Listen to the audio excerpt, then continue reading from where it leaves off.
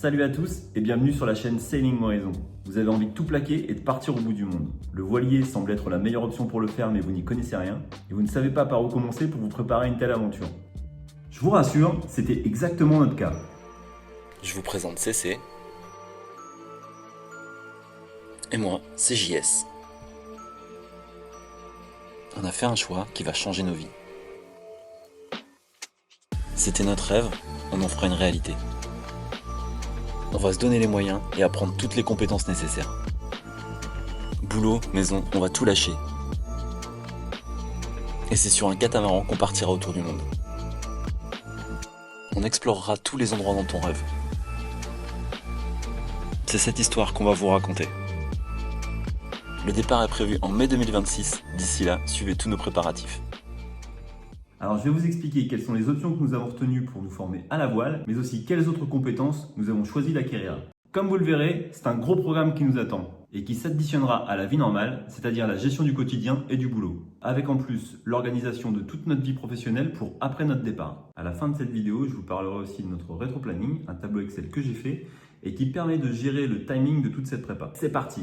Alors rapidement, je vous donne quelques nouvelles de CC qui, lors de notre dernière navigation, s'était blessé au genou. Pour ceux qui n'ont pas la référence, je vous invite à aller sur notre chaîne YouTube et de regarder le deuxième épisode, débutant à la voile, on se lance seul. Résultat des examens, rupture des ligaments croisés. Et ouais, pour ceux qui en doutent encore, la voile, ça peut être dangereux. Mais pas d'inquiétude, elle va bien, elle est en cours de réparation. Mais revenons à la prépa et tout de suite à la première étape. Cette première étape, c'est de fixer la date. Il fallait qu'elle soit assez éloignée pour nous permettre de tout gérer, mais pas trop pour maintenir cette petite pression positive du ça va arriver vite. On s'est arrêté sur une durée d'1 an et demi de prépa, ce qui nous donnait une date de départ en mai 2026. Et ça collait bien avec nos objectifs et les périodes clés pour les différentes navigations. Par exemple, pour envisager la transatlantique en direction des Caraïbes, il faut être prêt aux Canaries ou au Cap-Vert pour les premières fenêtres fin novembre, début décembre.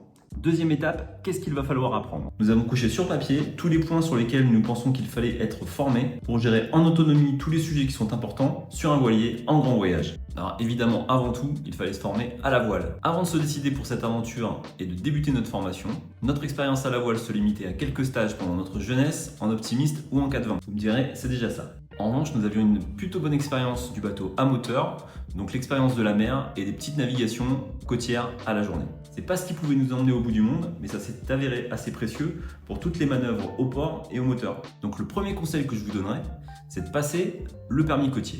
Ça vous permettra d'acquérir les connaissances sur la partie théorique, les bouées, les signalisations, les règles de priorité, etc. Il faut savoir qu'en voilier, le permis n'est pas obligatoire.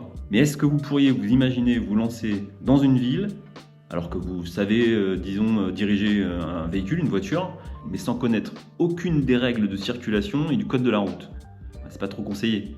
Moi, je pense qu'en bateau, c'est la même chose. En plus, le permis côtier vous permettra d'utiliser une annexe avec un moteur d'une puissance qui est supérieure à 6 chevaux, ce qui, sur un voyage au long cours, peut s'avérer très utile. Deuxième conseil, si vous ne connaissez rien, dégrossissez par un travail personnel votre apprentissage du rudiment de la voile. N'attendez pas votre premier stage pour apprendre le vocabulaire, le fonctionnement théorique et les nœuds qui sont essentiels. Ça vous permettra d'être beaucoup plus confort lors de votre première expérience et d'assimiler beaucoup plus vite.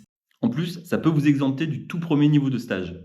Celui où on vous dit « ça, c'est pas une corde, c'est un boot », plus précisément ce boot, c'est une écoute, ça, c'est une baume, ça, c'est un safran, ça, c'est bâbord, ça, c'est tribord, ça, c'est un nœud de taquet, etc. Pas besoin de vous délester de 5 ou 600 € pour ça et d'une semaine de votre temps. En pratique, comment on a fait? On a acheté le cours des Glénans, chacun le sien. C'est devenu notre livre de chevet en fait. On a potassé et même si c'était pas toujours très clair, lors de mon premier stage, tout est devenu limpide et je me suis rendu compte que j'avais déjà des connaissances que je pouvais mettre en pratique, c'était super gratifiant. Ensuite, on a acheté un boot. Un boot, qu'est-ce que c'est? C'est une corde. Une corde sur un bateau, ça s'appelle un boot. Alors, c'est pas pour s'amuser dans la chambre.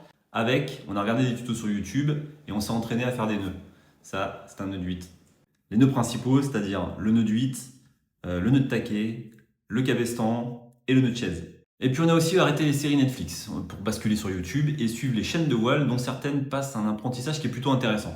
C'est à partir de là qu'est venue la pratique. Pour le premier stage, j'ai choisi l'école des Glénans, antenne de Toulon, sur un stage croisière tout niveau. J'ai parlé de ma démarche au moniteur en arrivant et j'étais au taquet toute la semaine. Je me situais déjà dans le niveau 3, au début du niveau 3, à l'issue de cette session.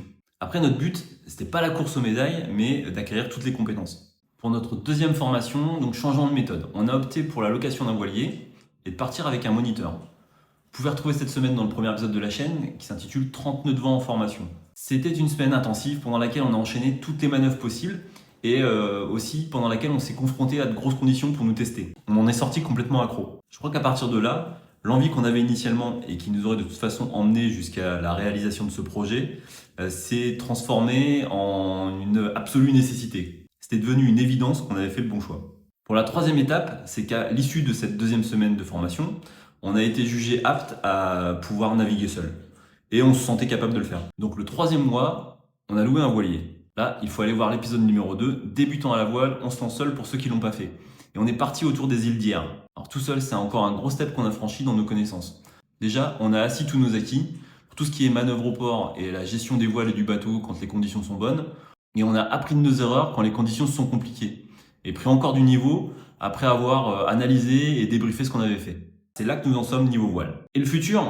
Alors, le but, c'était de faire une semaine de voile par mois pendant toute la préparation. Pour l'instant, on a suivi ce programme, mais février fera exception.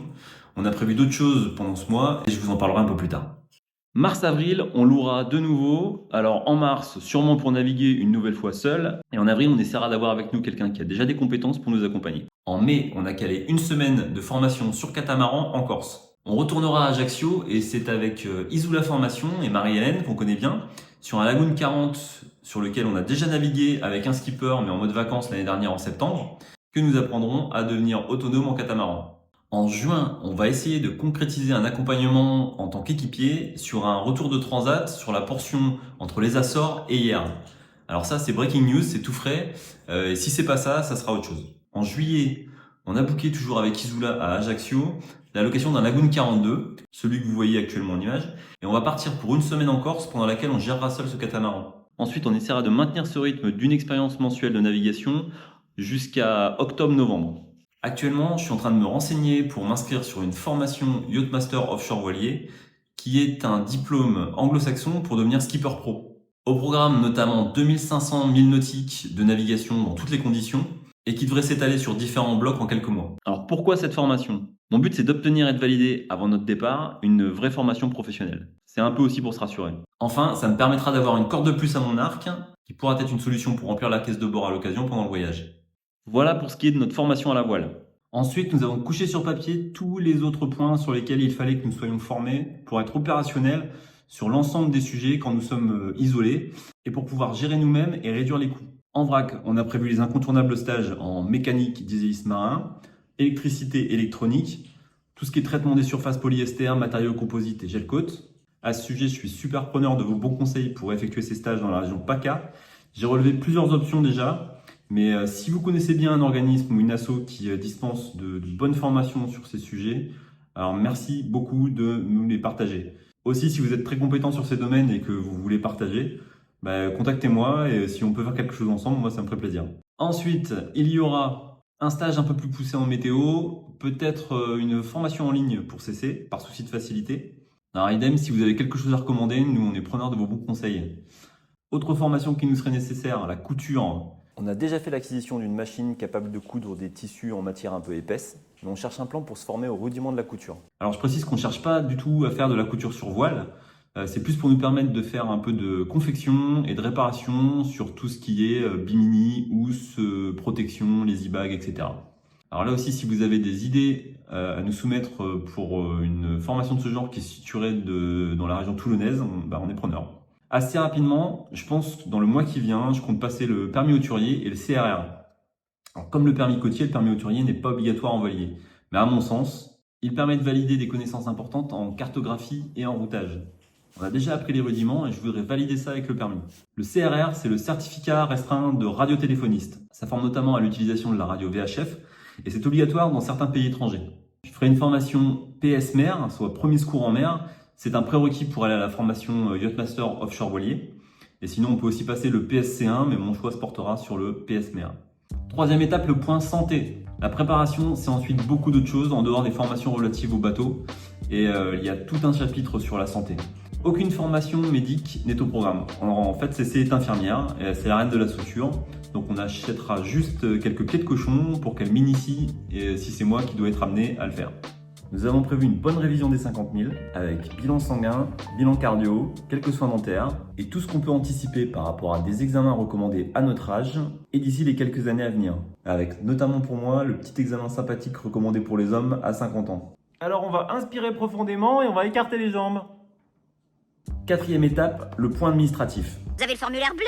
Le formulaire bleu? Non. Alors comment voulez-vous obtenir le laissez-passer à 38? On ne pourra pas faire l'impasse sur les diverses démarches administratives. Déjà refaire les passeports qui sont périmés ou proches de la date d'expiration, arrêter tous les abonnements inutiles, assurer le suivi de courrier, prévoir un compte bancaire qui facilite les paiements dans les devises étrangères sans générer des frais supplémentaires, font partie de la to-do list. Il faudra aussi faire le point et trancher sur le sujet de l'assurance mutuelle santé et l'assurance bateau.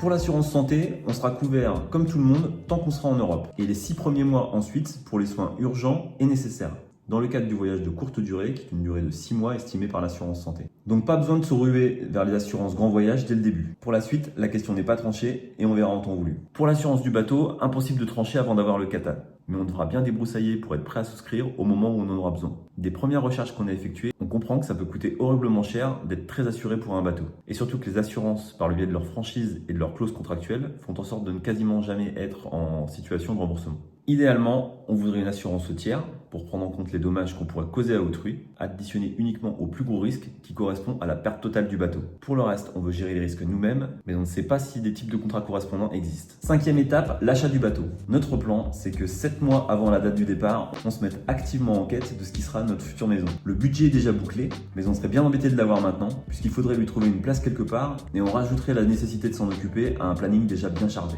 Pour le trouver, notre idée serait de faire appel à un chasseur, qui serait chargé de nous sélectionner des bateaux et d'en faire la première expertise en fonction d'une shortlist de modèles qu'on a déjà sélectionnés. Le bateau acheté, il y aura sûrement des modifications à faire pour le préparer à notre besoin et à notre projet. Reste à savoir ce qu'il sera nécessaire de faire en fonction des équipements déjà présents sur le bateau. Donc en attendant, on se renseigne sur les différents endroits où il est intéressant et compétitif de faire des aménagements sur un bateau et on sélectionne les différents équipements qu'on juge nécessaires. On va donc essayer d'optimiser ce timing pour ne pas perdre de temps. Encore une fois, n'hésitez pas à interagir si vous avez des conseils sur des chantiers où le rapport qualité-prix est intéressant en France ou à l'étranger. On est preneur. On est intéressé par vos retours d'expérience si vous êtes déjà passé par là. Sixième étape et tout le reste.